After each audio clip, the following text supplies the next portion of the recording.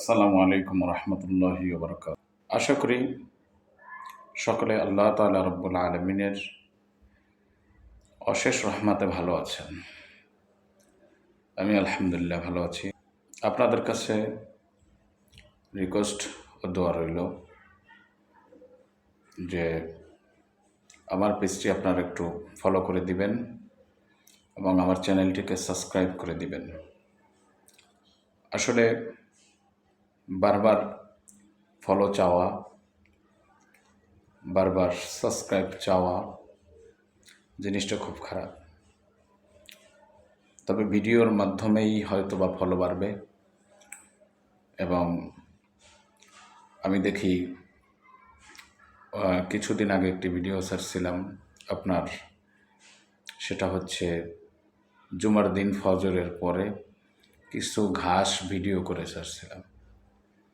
সেইটা ভিউজ পড়েছে 500-র বেশি। আর আরবি দেখানোর জন্য, আরবির জন্য যেগুলো আমি আপনাদেরকে পেজ দেখাই, যে ভিডিওগুলো দেখাই, সেই ভিডিওগুলো লাইক কম হয় এবং শেয়ারও কম হয়, কমেন্টও কম হয়, দেখার লোকও কম হয়। তো আসলে কি ইসলাম দুনিয়ার জমিন থেকে উঠে গেছে নাকি?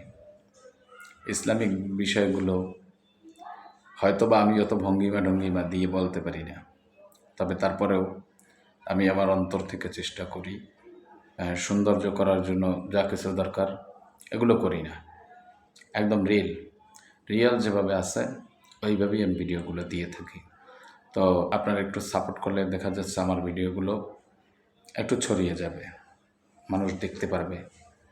আপনাদের একটু শেয়ারের মাধ্যমে, আপনাদের একটু ভিডিও দেখার মাধ্যমে হয়তোবা আমি এগিয়ে যাব বা একটু আমার জীবনের উপকার হবে, আর কিছুই নয়।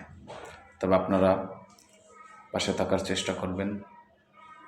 যার ভালো লাগে সে তো লাইক করবেন, কমেন্টে জানাবেন এবং আপনারা লেখার মধ্য দিয়ে আমি যে লেখা দেখাচ্ছি আপনাদের যেই লেখাগুলো পছন্দ হয় সেই লেখাগুলো আপনারা দেখার জন্য, যেটা মন চায় যে ভাই আজকের আমরা এই জিনিসটা দেখতে চাই, এভাবে কমেন্ট করলে আমি লিখতে সুবিধা হয়। আর না আমি কী দেবো এই জন্য আমি চিন্তা করি।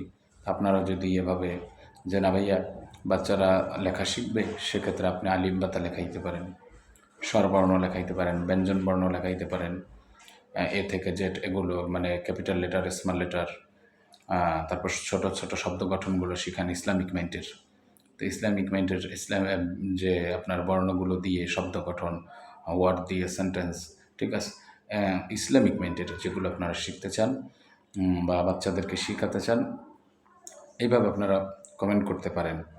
এবং দেখা গেছে অনেক সময় আমরা লিখি, দেখা যায় 18 বলি কিন্তু লিখি কিন্তু 18, আবার আমরা লিখি বলি 46 কিন্তু শব্দটা 46 না 46, এভাবে কিছু শব্দ আছে। বলি 37 কিন্তু 37 না 37। এই বিষয়টাকে এইভাবে আমরা বাচ্চাদেরকে শেখাবার চেষ্টা করব।